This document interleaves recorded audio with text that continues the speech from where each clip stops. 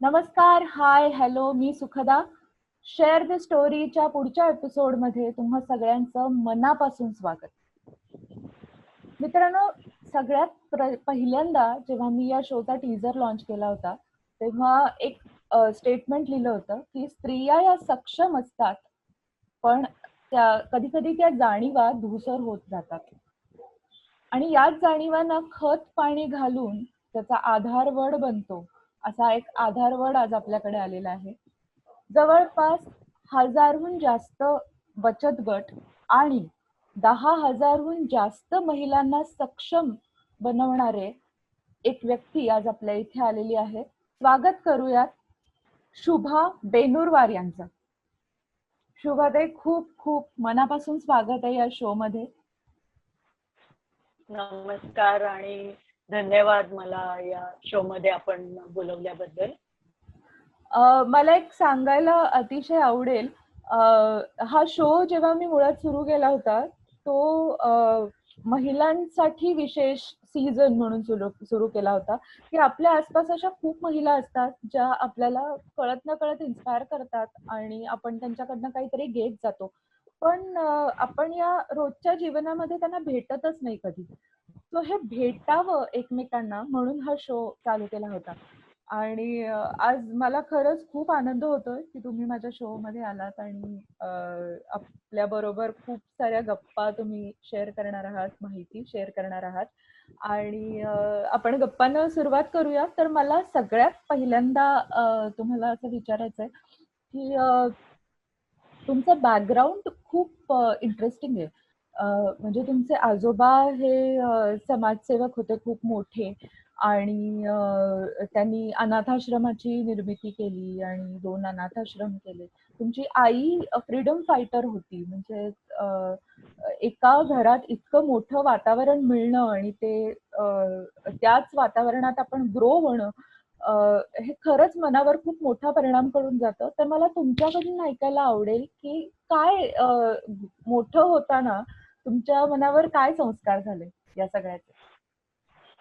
समाजसेवेचं आमच्याकडे घरातलं वातावरणच ते होतं आणि माझे वडील सुद्धा त्यांची जी मिळकत होती त्याचे काही भाग दर महिन्याला समाजसेवेसाठी कुठल्या अनाथाश्रमात किंवा कुठल्या तरी कार्याला देत असत. आई तर माझी स्वातंत्र्य सैनिक होती, आजोबा होते, त्यामुळे सतत समाजसेवेचं एक वातावरण घरामध्ये होतं आणि स्वतःच्या आधी दुसऱ्याचा विचार करावा आणि हेच आम्हाला बाळकडू देण्यात आलं आणि आमच्या घरी येणं जाणं आणि हे असं खूप असल्यामुळे माणसांची एक प्रचंड आवड पहिल्यापासूनच माझ्यामध्ये होती की खूप वेगवेगळ्या स्तराचे आणि वेगवेगळ्या व्यक्तींबरोबर असं सतत संपर्क येत असल्यामुळे माणसाशी संलग्न असा कुठला तरी व्यवसाय आणि समाजसेवेचं घरातलं वातावरण ह्या दोघांना एकत्रित करणारं शिक्षण पुढे घ्यावं याकडे मी येऊन पोचले, म्हणजे हळूहळू घरच्या वातावरणात.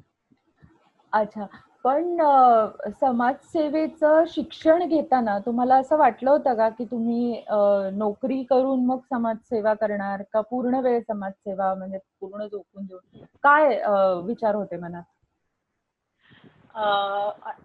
तसं बघितलं तर जेव्हा मी BA नंतर मास्टर्स ऑफ सोशल वर्क म्हणजे व्यावसायिक समाजसेवेचं शिक्षण घेतल्यावरती पूर्ण वेळ समाजसेवेमध्ये आणि लोकांमध्ये काम करायचं हीच डोक्यामध्ये विचार होते.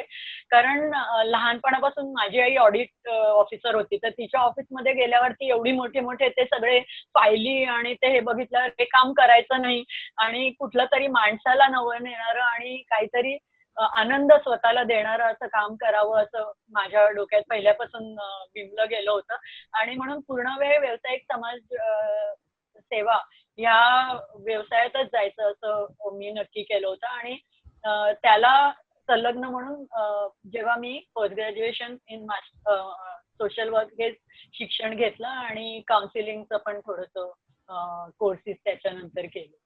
ओके, तुम्ही समाजसेवेचं शिक्षण घेतलं रीतसर आणि एका संस्थेमध्ये, एका गव्हर्नमेंट फर्म मध्ये तुम्ही रुजू झालात. तर पहिली नोकरी तुम्ही काय केली? पहिली नोकरी मी all India institute of physical medicine आणि रिहॅबिलिटेशन नावाची हँडिकॅपची संस्था आहे. तिथे मी फील्डवर्कला होते, कारण समाजसेवेच्या शिक्षणामध्ये थेअरी आणि फील्डवर्क असे 2 भाग असतात. तर तिथे मी काम करत असताना तिथेच मला नोकरी ऑफर झाली आणि मी पहिले 5-6 महिने मी तिथे नोकरी केली आणि मग माझं लग्न झालं. आणि तेव्हा लग्न झाल्यावरती घर करायचं ही प्रायोरिटी असल्यामुळे आणि मला लग्नाला सुट्टीच द्यायला तयार नव्हते. त्याच्यामुळे बालिशपणाच्या ह्याच्यात म्हणा किंवा तेव्हा मला असं माझं घर व्यवस्थित बनवायचं या विचाराने मी नोकरी खरी सोडून दिली. आणि मग 1 महिन्यानी मी पुन्हा आमच्या कॉलेजमध्ये गेले असताना आमचा जो ग्रँट इन प्रोजेक्ट एक होता, त्याच्यामध्ये म्युन्सिपाल्टीच्या शाळेमध्ये शालेय समाज विकास अधिकारी म्हणजे शालेय समाजसेवक अशा पदावरती मी पुन्हा कार्यरत झाले. म्हणजे पहिली नोकरी माझी हँडिकॅप लोकांबरोबर, मुलांबरोबर आणि त्यांना रिहॅबिलिटेशनच्या कामामध्ये होते आणि नंतर मी लहान मुलांपासून सुरुवात केली. ओके. मग ऍक्च्युली बायकांबरोबर काम करावं हे तुम्ही कधी ठरवलं?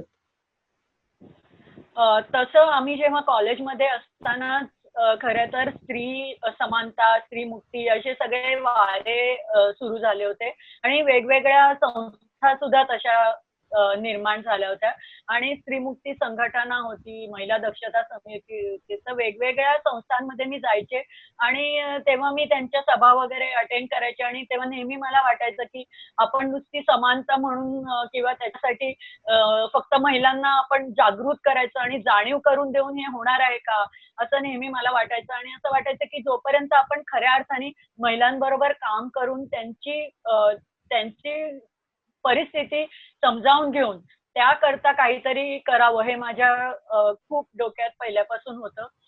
आणि जेव्हा मी शालेय समाज विकास अधिकारी म्हणून मी काम करत होते, तेव्हा सुद्धा पालक म्हणून महिलांबरोबर संबंध माझे येत होते आणि त्यांचे काही अडचणी, त्यांच्या काही प्रॉब्लेम्स जे होते ते लक्षात येत होते.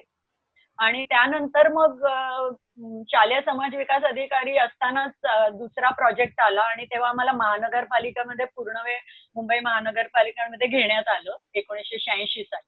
आणि त्यानंतर वर्ल्ड बँकचा एक प्रोजेक्ट आला, त्याच्यात काम करता करता काही वेगळ्या योजना केंद्र सरकारच्या आल्या आणि त्याच्यात आल्यावर मला खऱ्या अर्थाने महिलांबरोबर काम करायचं पूर्ण वेळ त्याच्याकडे लक्ष द्यायची संधी मिळाली गेली.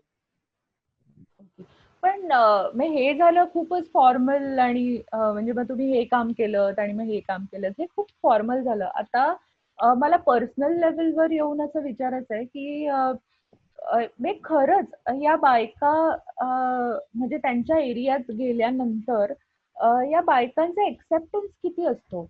म्हणजे पटकन त्या तिराई त्याला एक्सेप्ट करतात, त्यांचं ऐकतात का काय होतं म्हणजे नेमकं? का त्या म्हणजे असं म्हणतात की नाही नाही तुम्ही नकाच येऊ इथे, तुम्ही कोण आम्हाला सांगणार आहे वगैरे वगैरे वगैरे. पहिल्यांदा तर मुंबईमध्ये सगळ्याच समाजामध्ये म्हणजे मुंबईमध्ये सगळ्याच व्यक्तींमध्ये एक थोडंसं कोणावरही पटकन विश्वास ठेवला जात नाही. म्हणजे अविश्वासच जास्ती असतो की असं वाटतं की ही व्यक्ती मला फसवणार. आणि त्यामुळे जेव्हा आम्ही आणि त्यात महानगरपालिकेचे अधिकारी म्हणून जर गेले तर आणखीनच अविश्वास असतो, कारण सरकारी अधिकारी म्हणजे हे काय करणार आणि जेव्हा झोपडपट्टीमध्ये जास्ती करून त्यांचा सरकारी अधिकाऱ्यांचा जो काही अनुभव असतो तो थोडा पॉझिटिव्ह नसतो आणि त्यामुळे त्यांना थोडंसं मनामध्ये एक अविश्वास असतो. एक दुसऱ्यांवर पण अविश्वास असतो. तेव्हा जेव्हा आम्ही बचत गट बांधणी करायला मी पहिल्यांदा वस्तीत गेले तर 6 महिने माझा एकही गट बनला नाही. कारण एकतर वेगवेगळ्या मुंबईच्या महाराष्ट्राच्याच नाही तर भारताच्या वेगवेगळ्या भागातून आलेले लोक झोपडवस्तीत असतात आणि त्याच्यामुळे या वस्त्यांमध्ये एकमेकांवरती विश्वास महिलांचा नसतो, की त्यांना असं खूप मनामध्ये असं असतं की कोकणातल्या लोकांना वाटतं नाही देशावरच्या लोकांवर कसा विश्वास ठेवायचा, मराठवाड्यांना वाटतं पश्चिम महाराष्ट्रावर कसा ठेवायचा, जाती धर्म असतात, वेगवेगळे स्टेट असतात, वेगवेगळ्या भाषा बोलणारे लोक एकत्र राहत असतात. त्यामुळे त्यांना एकत्र राहणं, एकत्र आणणं आणि एकत्र बांधणं हा एक फार मोठा चॅलेंज असतो आणि त्याच्यासाठी त्यांच्या विचारसरणीत बदल घडवायला लागतो आणि तो घडवायला वेळ लागतो. Correct, correct.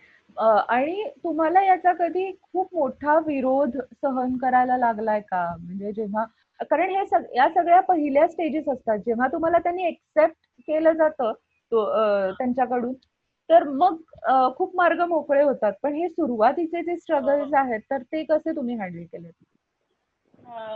पहिल्यांदा म्हणजे की आम्हाला ते शिक्षण असतं. त्याच्यामुळे मग लिसनिंग करणं, त्यांच्याशी बोलणं, त्यांच्या लेव्हलवर जाणं, त्यांच्या घरात, त्यांच्या छोट्याशा घरामध्ये सभा घेणं.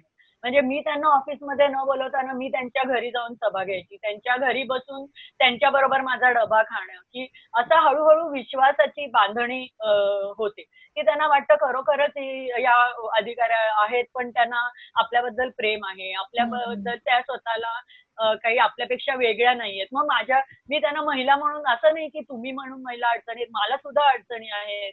माझं सुद्धा लहान मुलं आहे. त्याला सुद्धा मी ठेवून येते. असं सगळ्या बाजूनी असं विचार करतात. पण बहुतेक घरून जास्त विरोध म्हणजे की बाहेर जाऊन महिलांना झोपडपट्टीत बऱ्याचशा महिलांना पुरुषांचं किंवा घरातल्या मोठ्या ज्या सासू-सासरे असतो त्यांचं एकच म्हणणं असतं की तू घरी बस आणि काही कर. काय करायचं ते कर, पण घराबाहेर जायचं नाही.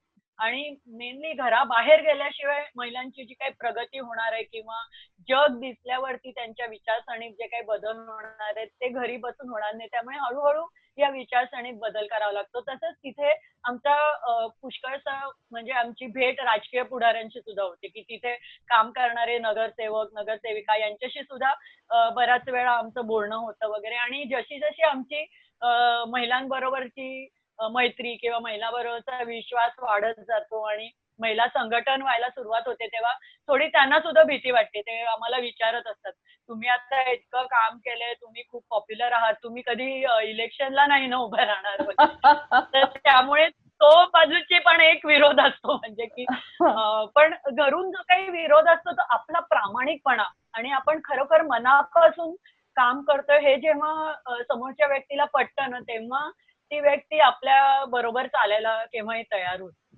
असं मला वाटतं. नाही आणि दुसरी गोष्ट अशी ना, की यांच्यामध्ये क्षमता खूप असते. म्हणजे काम करण्याची क्षमता म्हणा किंवा काहीतरी शिकण्याची क्षमता खूप असते. पण तो जो एक दिशादर्शक म्हणतो ना आपण, तो त्यांना लागणार असतो आणि त्याचीच ते वाट बघत असतात खरं तर. दुसरं एक असं होतं, की महिलांना म्हणजे त्या सगळ्याच समाजातल्या मी म्हणते, की या झोपडपट्टीतल्या असं नाही, सगळ्याच महिलांना ना थोडी निर्णय क्षमता कमी असते. कारण लहानपणापासून ना मुलींना काय करायचं हे सांगितलं असतं. की हं. ह्या वयात तू असं वागायचं, त्या वयात तू असं जायचं. मग तू 7 नंतर बाहेर जाऊ नकोस, तू 10 नंतर बाहेर जाऊ नकोस, तू असे कपडे घालू नकोस, तू अशी वाग, तू अशी वागू नकोस. आणि त्यामुळे ना त्यांना स्वतःचे निर्णय पटकन घेता येत नाही. हं, आपल्याला हं. उदाहरण म्हणजे आपण जेव्हा साड्या किंवा कपडे घ्यायला जातो, तर बऱ्याचशा महिलांना खूप वेळ लागतो. हं. बऱ्याच दुकानात त्या जातात, नंतर पहिल्या दुकानात जातात आणि मग आपल्याला असं वाटतं, की आपण चोखंदळ आहोत म्हणून आपल्याला वेळ लागतो. पण खरं म्हणजे ही निर्णय क्षमता नसल्याचं लक्षण आहे, की पटकन निर्णय आपण घेऊ शकत नाही आणि त्याच्यामुळे आपल्याला या वेळ लागतो. त्यामुळे या महिलांना सुद्धा पटकन निर्णय घेताना वेळ लागतो किंवा दुसरं महत्वाचं कारण म्हणजे त्यांची 15, 16, 17 या वयात लग्न होतात. हं. झोपडपट्टीत बऱ्याचशा महिलांची, मुलींची आणि इतक्या लवकर लग्न होतात, मग लवकर मुलं होतात. त्यामुळे तिशीला त्यांना असं वाटतं, की आपलं आयुष्य संपलंय, की आता आपण झालं आपलं सगळं. म्हणजे 27 तिशीलाच त्या अशा निवृत्तीला आलेल्या असतात. पण त्या आता शिकायचं, आता काहीतरी करायचं. बापरे, बापरे! म्हणजे असं त्यांचे विचार असतात. हं, हं, हं. ही एक म्हणजे थोडीशी त्यांची मेंटल ब्लॉक आपण म्हणूया तो काढायला मेंटल लागतो, ब्लॉक. की तुम्ही फक्त 27 वर्षाच्या आहेत, या वयात तर आमची लग्न होतात वगैरे असं थोडंसं पटवून हां, द्यायचं. हां, हां, हां. पहिला बचत गट तुमचा जेव्हा फॉर्म झाला, म्हणजे आता तर हजार आहेत, पण पहिला बचत गट जेव्हा तुमचा फॉर्म झाला, तर त्याचं ट्रेनिंग तुम्ही कसं दिलत आणि त्यांना काय व्यवसाय सुचवला? पहिलं म्हणजे त्यांना जेव्हा बचत गट झाला, निर्माण झाला, तेव्हा प्रत्येक वेळेस त्याचं बचत गटाला एक नाव द्यायचं असतं आणि त्या नावानी अकाउंट काढायचं असतं बँकेत. तर ते मलाच विचारायचे, "मॅडम आम्ही आमच्या बचत गटाला काय नाव देऊ? मग आमचे अध्यक्ष कोण बनवू?" तर मी म्हणायची, "मी तुमच्या मीटिंगला सुद्धा येणार नाही. तुम्ही स्वतः एकत्र येऊन ठरवायचं अध्यक्ष, खजिनदार, सचिव कोण बनवणार. तर मग मी त्यांना म्हणायचे की तुम्ही ठरवा, नाव काय द्यायचं तुम्ही ठरवा. आणि मग कधी कधी देवाची नावं द्यायची, कधी गावाची, आणि मग ते नंतर अकाउंट उघडायचा. आणि मग व्यवसाय कुठला करू. मग काही वेळा जो पहिला माझा गट झाला ते कुठलाच व्यवसाय करणाऱ्या महिला नव्हत्या, त्या अशा घरीच राहणाऱ्या महिला होत्या. मग ते म्हटलं सगळ्यात जास्ती तुमच्याकडे कुठल्या गोष्टीची विक्री होते. तर म्हणे घरगुती ज्या वस्तू असतात ना मॅडम त्याची जास्त होते, म्हणजे अगरबत्ती, phenyl, liquid soap, detergent powder. मग एक छोटस 5-6 दिवसाचं आम्ही त्यांना ट्रेनिंग दिलं. तर त्यानंतर त्यांनी ज्या त्या वस्तू बनवल्या त्या ट्रेनिंगमध्ये त्या त्यांनी विकल्या. आणि विकल्यावर त्यांच्या हातात 4-5 हजार रुपये आल्यावर त्यांना तर खूप आनंद वाटला की आम्हाला मॅडम आम्हाला 2,500 रुपये म्हणजे फायदा झाला लगेचच 4 दिवसामध्ये. आणि मग त्या पैशाचे जाऊन त्यांनी पुन्हा माल आणला आणि असं ते करत गेले. आणि मग त्यांच्या लक्षात आलं की हे ट्रेनिंग खूप छोटं आहे आणि आपल्याला खरंच मोठं व्यवस्थित. कारण जेव्हा 1 महिन्याचं ट्रेनिंग आम्ही सुरुवातीला म्हटलं की सगळ्या महिला नाही 1 महिना आम्हाला जमणारच नाही, आमची लहान मुलं आहेत, आम्हाला असं तर त्यांची एक प्रतिमा जी स्वतःबद्दलची असते ना ती खूप अशी हे असते, म्हणजे त्यांना वाटत नसतं की माझ्याच्याने काही होईल. मग हे छोटं ट्रेनिंग घेतल्यावर त्यांच्यात एक छोटासा विश्वास आला, अरे मला तर जमतंय. आणि मग मोठ्या ट्रेनिंगसाठी वेळ काढायला त्या तयार झाल्या की लगेचच त्यांनी महिन्याभराचं आधी ट्रेनिंग. हा, म्हणजे हे जमतंय हे जे असतं ना की हे मला जमतंय, हा एक छोटासा एक कॉन्फिडन्स देणारी जी गोष्ट असते ना ती खूप त्यांच्यासाठी काम करते असं मला वाटतं. मला अजून पुढे जाऊन असं विचारायचं आहे की या सगळ्यामध्ये बँकांचा किती सपोर्ट होता या सगळ्यांना लोन देण्यामध्ये म्हणा किंवा. खरं म्हणजे तुला सांगायचं म्हणजे नॅशनलाइज बँका या बनवलेल्या गरिबांसाठी खरं तर. म्हणजे नॅशनलाइज करण्याचं कारण हे होतं की ते सगळ्यांना अप्रोचेबल व्हायला पाहिजेत. परंतु मी ज्यावेळेस 1990 साली 92 वगैरे असं पहिली नेहरू रोजगार योजना आणि त्याच्यानंतर सुवर्ण जयंतीमध्ये जेव्हा काम सुरू केलं 2000 साली, तर 2000 सालापर्यंत झोपडपट्टीतल्या महिलांचे किंवा इव्हन पुरुषांचे अकाउंट नॅशनलाइज बँकेमध्ये नव्हते. त्यांचा बचतीचा मार्ग म्हणजे भिशा लावायच्या. जास्तीत जास्त त्या वस्तीतल्या छोट्या छोट्या पेढ्या असतात ते, आणि अगदी म्हणजे 1-2% कोऑपरेटिव्ह बँकांपर्यंत पोहोचलेले होते. पण बहुतेक महिला म्हणजे तांदळाचे डबे, गव्हाचे डबे ह्याच्यात पैसे ठेवणं हीच त्यांची बचत होती. त्याच्या पलीकडची बचत त्यांची नव्हती. त्यामुळे मला सुद्धा बँकेमध्ये सुरुवातीला प्रचंड म्हणजे लढाईच करायला लागली होती. कारण ह्यामध्ये असे तर एक तर अशिक्षित असतात, त्यामुळे तिन्ही पदाधिकारी कधी कधी अंगठेवाले असायचे. एखादीला नुसती सही यायची आणि एखादी महिला लिहिणारी असायची. त्यामुळे बँकांना नाही या महिलांना म्हणजे आम्हाला खूपच त्यांना मदत करायला लागेल किंवा आम्हाला आमचं काम वाढेल. आणि काही वेळा चांगल्या एरियातल्या बँक होत्या, म्हणजे गरोडिया नगर वगैरे घाटकोपरमध्ये असे, घाटकोपरचं मलबार म्हणूया आपण, आणि तिथे समोरच्या रमाबाई नगर किंवा कामराजच्या महिला येणार म्हटल्यावर ते म्हणा नाही आमचा क्लायंटल असे लोक आले तर चालणार नाही आम्हाला वगैरे करून. किंवा रेड लाईट एरियातला जेव्हा मी अकाउंट उघडला बँकेत तर मला जवळजवळ 6 महिने लागले. स्टेट बँक सारखी बँक सुद्धा मला सहकार्य करायला तयार नव्हती. सुरुवातीला मला खुर्ची सुद्धा ते द्यायच्या नाहीत की मी नगरपालिकेचे अधिकारी असून सुद्धा नाही तुम्ही नुसते येता आणि आमच्या डोक्यावर हे काहीतरी टाकता, अशा पद्धत होती. हळूहळू त्याच्यातनं मार्ग निघत गेले आणि महिलांना पण थोडं त्याचं मी शिक्षण दिलं की कशा पद्धतीने आपण आपला मार्ग काढू शकतो. करेक्ट. ओके. मला असं विचारायचं आहे की आता प्रत्येक बाईमध्ये काहीतरी एक गुण असतो किंवा प्रत्येकाची एक आवड असते की मला हे जमू शकतं, मला हे जमू शकतं, किंवा मला हे जमत नाहीये, मला हे जमतं. तर याचं कॅटेगरायझेशन कसं होतं एका बचत गटामध्ये? सुरुवातीला काय असतं की बचत गटात आणि नंतर उत्पादक गट बनवल्यावर सगळ्यांना असं वाटत होतं सगळ्यांनी सगळी कामं करायला.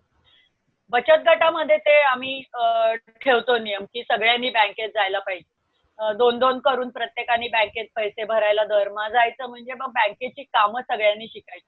परंतु जेव्हा उत्पादक गट निर्माण होतो की आपण ट्रेनिंग घेतल्यावरती त्या व्यवसाय सुरू करतो, सुरुवातीला त्यांचं म्हणणं असं असतं की सगळ्यांनी सगळी कामं करायची. पण मग हळूहळू त्यांना आम्ही एक वेगळं ट्रेनिंग देतो की ईडीपी ज्याला म्हणतो, एंटरप्रेनर डेव्हलपमेंट ट्रेनिंग, जिथे मध्ये गटामध्ये काम करायचं त्यांना ट्रेनिंग दिलं जातं. एक तर महिला गटामध्ये उत्पादन करायचा उद्देश हा होता की ह्या सगळ्या महिला या गरीब घरातून आलेल्या आहेत आणि त्यांच्यावर घरची एक खूप जबाबदारी असते आणि त्यातून व्यवसाय करताना त्यांना खूप सपोर्ट लागतो आणि जर ते एकत्र असल्या उत्पादक गटात तर त्यांना तो सपोर्ट मिळतो आणि त्यांचा व्यवसाय व्यवस्थित चालतो. आणि मग त्यांना स्वतःतले गुण ओळखण्याचं या प्रशिक्षणातर्फे त्यांना आपण शिकवतो की तुमचे गुण ओळखा. मग घरचं उदाहरण देतो की घरी कशी आपण कामं वाटप करतो, सगळेजण सगळे काम करत नाहीत ना, तसं तुम्ही इथे पण तुमच्या गुणाप्रमाणे आपलं काम वाटप करा. आणि मग ते हळूहळू त्यांना पटतं की ज्यांच्यामध्ये विक्रीचे गुण आहेत, ज्या कुठे कुठे बाहेर फिरत असतात आणि ज्यांना बोलायची आवड आहे, त्या बाहेर जाऊन विक्री करू शकतात. ज्यांचं लहान मुलं आहे अगदी, तर त्या घरी उत्पादनामध्ये भाग घेऊ शकतात. आणि ज्यांचं घर जरा मोठं आहे त्यांच्यामध्ये या वस्तू बनवलेल्या ठेवता येतात. कारण जागा भाड्याने घेऊन परवडतच नाही मुंबईमध्ये कुठलाही व्यवसाय करणं. कारण वस्तीत सुद्धा भाडी खूप जास्ती आहेत आणि त्यामुळे मग घरातच ज्याचं घर मोठं आहे तिथे ते वापरायचं आणि मग हळूहळू जसा व्यवसाय वाढतो तसं तिला पण त्या घराचं थोडंफार तरी भाडं द्यायचं आणि अशा पद्धतीने मग ते विभाजन केलं जातं. मग हिशोब कसे ठेवायचे याचं सुद्धा एक वेगळ्या प्रकारे प्रशिक्षण दिलं जातं या ईडीपी ट्रेनिंग.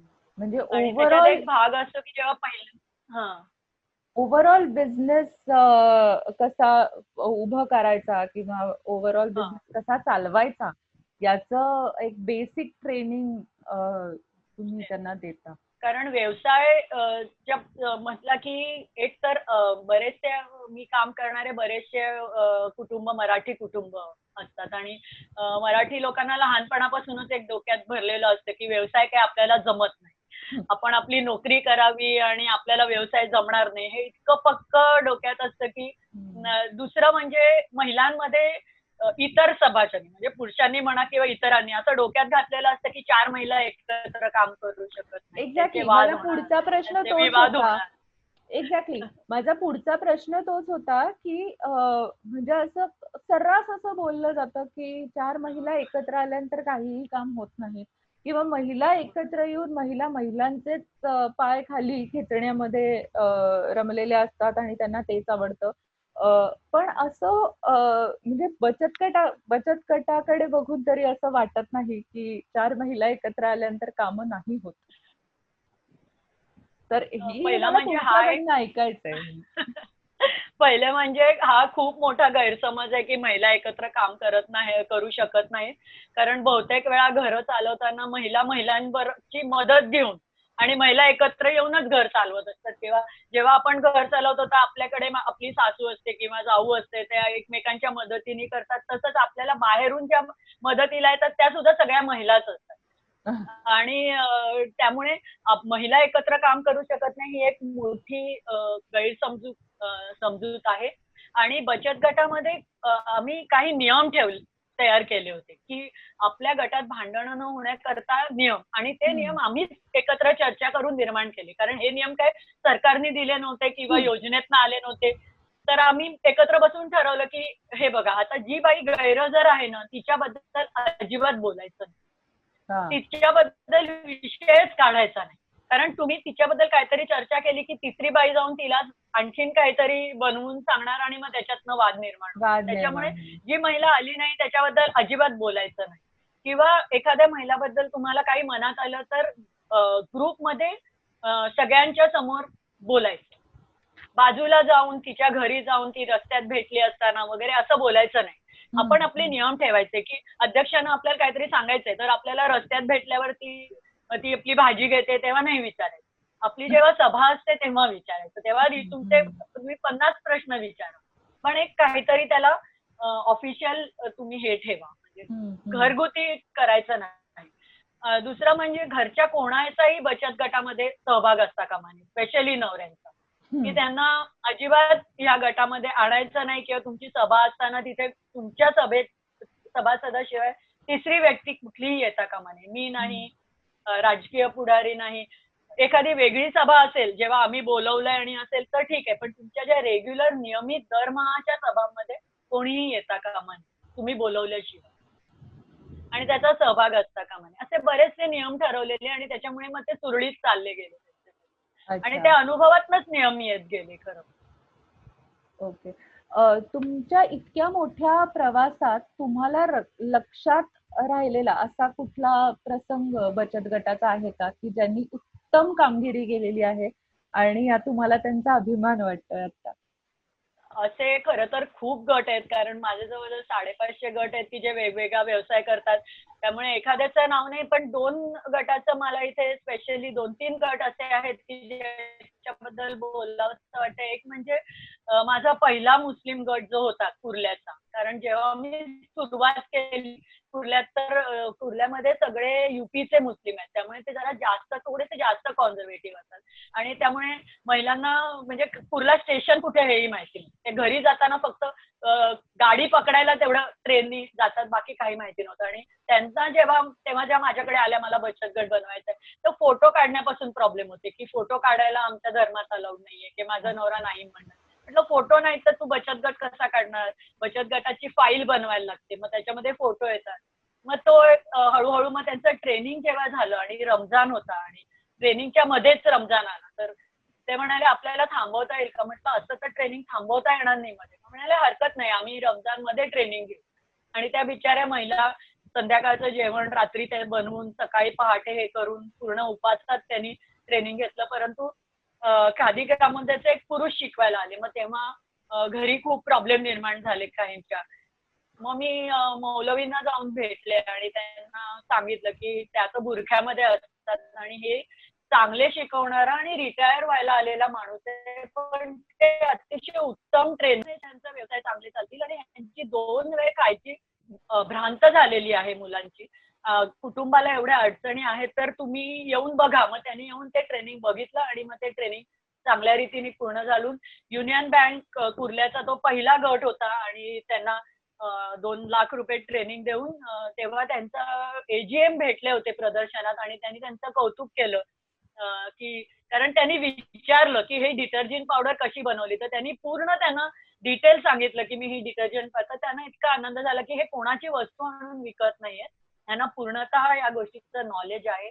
आणि त्याच्यानंतर तिने स्वतःचं घर त्याच्यामध्ये उभं केलं आणि बरेचसे नियम तिने त्यामुळे तोडले गेले.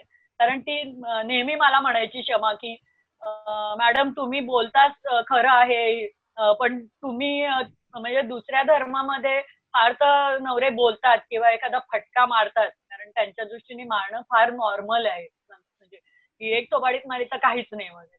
नंतर नंतर त्याची प्रगती झाली. तर पण आमच्यामध्ये आम्ही घराबाहेर निघू शकतो मॅडम, हे लक्षात ठेवा. त्यामुळे आम्हाला असं ऐकूनच वागायला लागतं. आणि नंतर मग 3 वर्षांनी जेव्हा कर्ज पूर्ण झालं तिचं आणि तिने एक ईद ठेवलेली, कारण त्यांच्यामध्ये ईद साजरी करत नाही कर्ज चालू असताना, आणि मग आम्ही सगळेजण गेलो होतो.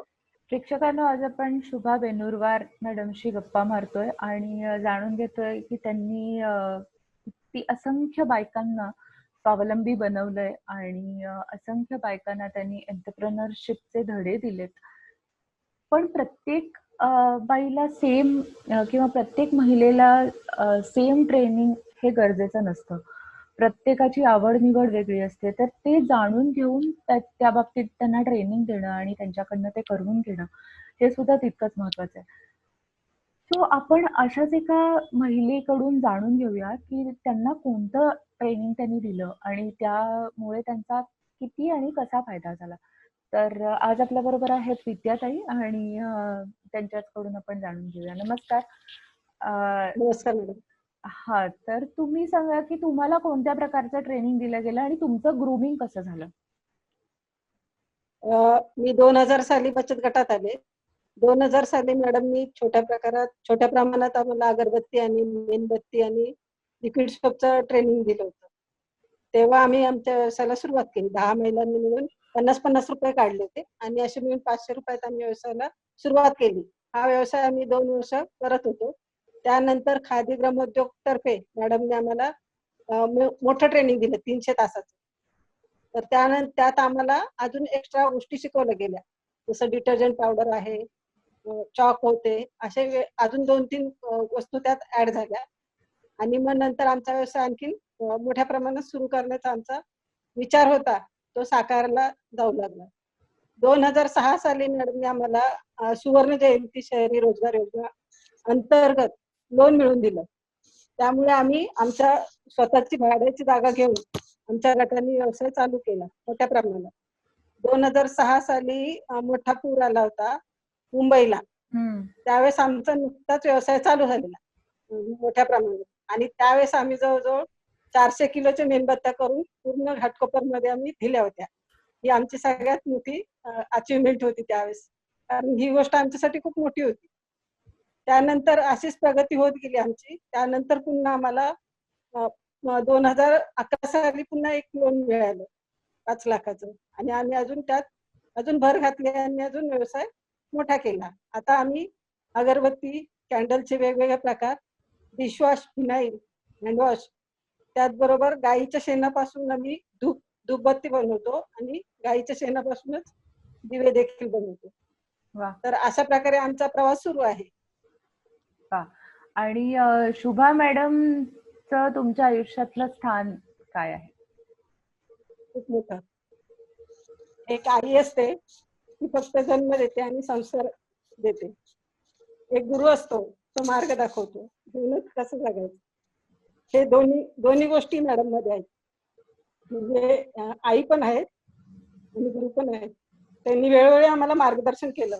म्हणजे जेव्हा आम्हाला ट्रेनिंग देऊन तो कुठला पण ऑफिसर ट्रेनिंग देणं आणि कर्ज देणं त्या गोष्टीपर्यंत मर्यादित असतो.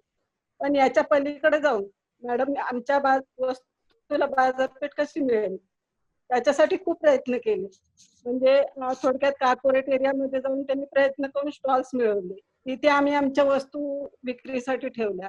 त्याचबरोबर वस्तूची पॅकेजिंग कशी असावी, उभं राहताना कसं उभं राहायला पाहिजे, आपल्या वस्तूची मांडणी कशी केली पाहिजे, याचे पण छोटे छोटे लेक्चर त्या अधूनमधून घेत होत्या आणि आम्ही अजून त्याच्यात कसं व्यवस्थित वस्तू बनवू, कसं व्यवस्थित माल विक्री करू याच्यावर त्यांचा जास्त भर होता.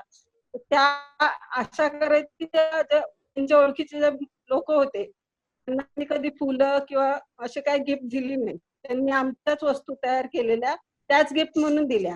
त्याचबरोबर महानगरपालिकेचे मोठमोठे कार्यक्रम व्हायचे, त्यात सुद्धा त्यांचा आग्रह असा असायचा की माझ्या महिलांनी ज्या वस्तू बनवल्या त्याच वस्तू मी गिफ्ट देणार. त्याच्या मागे हेतू असा होता की एकतर महिलांना बाजारपेठ मिळावी, त्याचबरोबर माझ्या महिला किती लांबपर्यंत जाऊ शकतील हा मोठा विचार होता त्यांचा. आणि त्यामुळे त्यांनी सांगितलं नाही आम्ही ऐकलं नाही असं कधी झालं नाही. त्यांनी सांगितलं जा की जायचं आणि उठायचं आणि जायचं, मग ते काही हो. म्हणजे एक आईचं पण नसतं ऐकलं, पण त्यांचं ऐकलं. कधी रागवल्या, कधी गोडीने बोलल्या. म्हणजे त्यांनी खूप आम्हाला जपलं म्हणण्यापेक्षा जपलं पण आणि वाढवलं पण. असं आम्ही व्यवसायात नवीन होतो, आम्हाला कसलीही माहिती नव्हती, पण त्या मागणं फोर्स करायचा, फक्त मागून पाठीमागून धक्का द्यायचा आणि आम्ही उभं राहायचं. हे आमच्या बाबतीत झालं. म्हणजे ठोकून ठोकून उभं केलंय त्यांनी. नाही खरंच खूप मोलाचं बोललात तुम्ही ऍक्च्युली, की एक आई असते, एक गुरु असतो आणि एक पाठीराखा असतो, तर त्या तिन्ही त्या आहेत.